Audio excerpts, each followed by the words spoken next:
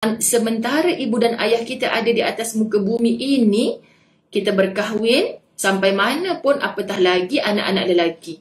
Walaupun sudah beristeri, tanggungjawab ibu dan ayah itu masih di atas bahumu, wahai anak lelaki. Jangan sampai suami kita mudah ke neraka kerana ibu dan ayahnya tu berasa hati dengan suami kita. Jadi sahabat-sahabat muslimin muslimat, kita tak boleh patah balik kepada zaman silam. Okey, apa yang perlu kita nak betulkan, perbaiki sekarang adalah masa depan kita. Apakah masa depan kita? Masa depan kita adalah akhirat. Jadi apa sahaja yang boleh membahagiakan kita di akhirat, tak pernah terlambat selagi mana kita hidup, terus berbuat taat. Sebagai hamba Allah, taat pada Allah. Sebagai umat Rasulullah, taat pada Rasulullah. Sebagai anak kepada ibu dan ayah, taat kepada ibu dan ayah. Kalau masih ada atas muka bumi Allah, kalau dah tak ada atas muka bumi Allah pun ada adab-adab dan caranya. Sebagai isteri kepada suami, taat kepada suami. Begitulah kita untuk merebut syurga Allah, bergelar bidadari di pintu Firdausi. Maknanya ibu ayah bila nampak anak sulung menjadi macam tadi tu, pelajarannya bagus, hubungan dengan adik-beradik bagus, so sudah pasti ibu dan ayah mengharapkan panjang umur anak ni. Nanti kalau dia dah tak ada, nanti senang. Okay? Dah tak risau dengan anak yang ramai ditinggalkan sebab Kak Long boleh pimpin. Kita mak ayah plan macam ni. Tapi Allah takdirkan macam tu. Kita plan A jadi B. Adakah perlu kita melayan kesedihan kita? Takkan jadi apa sahabat-sahabat muslimin muslimat. Anak-anak remaja yang membaca buku ini diharap tetap mengutamakan ibu dan ayah. Walaupun semakin membesar dan sudah punya ramai kawan-kawan. Kebanyakan masa kecil, mereka tarik baju kita nak ikut kita berjalan. Tak boleh kena tinggal. Tapi di mana anak-anak kita bila dah remaja, diajak pergi rumah saudara mara, berhari raya sama-sama, pergi kenduri kendara, kenal dengan kawan-kawan ibu dan ayah. Mereka menyembunyikan diri dengan macam-macam alasan. Adakah mereka ini anak soleh dan solehah? Sahabat-sahabat muslimin muslimat dirahmati Allah. Bagi tahu anak-anak remaja kita, temankan ibu, pimpin tangan ibu.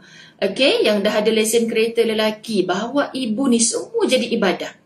Tiba-tiba mereka berpindah kepada girlfriendnya, kepada boyfriendnya. Apa yang mak ayah cakap semua dah tak diendah. Adakah itu anak soleh-solehah lah?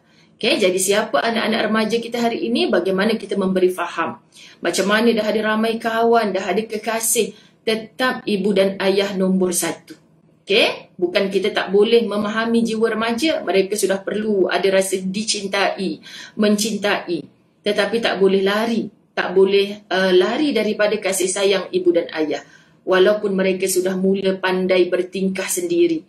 Okay? Sahabat-sahabat muslimin muslimat dirahmati Allah. Itu peringkat remaja. Bagi pembaca dewasa pula, ada kala mungkin rasa seperti sudah tidak perlukan ibu dan ayah lagi. Ada suami dah kot. Buat apa kita nak kisah dengan mak ayah kita? Mak ayah kita ada kehidupan. Kita pun ada kehidupan dengan anak-anak kita. Jangan pernah tersilap. Okay? Sementara ibu dan ayah kita ada di atas muka bumi ini, kita berkahwin, sampai mana pun apatah lagi anak-anak lelaki. Kalau kita mengatakan kita berkahwin, maka kita tinggalkan ibu dan ayah kita silap. Khususnya anak-anak lelaki. Walaupun sudah beristeri, tanggungjawab ibu dan ayah itu masih di atas bahumu, wahai anak lelaki. Barulah kita faham kenapa kalau dalam pembahagian harta faraid, anak lelaki dapat banyak daripada anak perempuan. Ini sudah tidak adil. Sampai bertemu dengan Sulaiman Aklaken. Contoh kan sahabat-sahabat. Jadi kita sebutkan apa? Sebab Allah dah merancang apa-apa yang kita tak tahu, hatta yang kita tahu. Benda yang sebelum terjadi, selepas terjadi, semua Allah tahu. Maksud kenapa lelaki mewarisi harta orang tua tu lebih banyak berbanding anak lelaki? Sepatutnya berbanding anak perempuan. Sepatutnya duhai anak lelaki, walaupun telah berkeluarga sendiri, ibu dan ayah tu tanggungjawab utamamu. Sahabat-sahabat, kalau wanita masih tergantung dengan suaminya, nak pergi rumah mak ayah, masih tanya minta izin kepada suami. Tapi lelaki tidak. Tapi berapa ramai lelaki bila telah berumah tangga, beristeri, jadi dayus hanya ikut kehendak isterinya. Tiap bulan tak payah balik rumah mak abang, balik rumah mak saya saja. Akhirnya berapa ramai lelaki setelah bernikah dengan wanita lain, sahabat-sahabat dirahmati Allah, lupa tinggal terus ibu dan ayah. Sebab ni si batu api isteri ni kan, sahabat-sahabat. batu apinya daripada isteri sendiri. Tak payahlah balik rumah mak abang tu kan sihat lagi. Tak payahlah jenguk ayah abang, adik-beradik abang yang lain kan rumah dekat-dekat.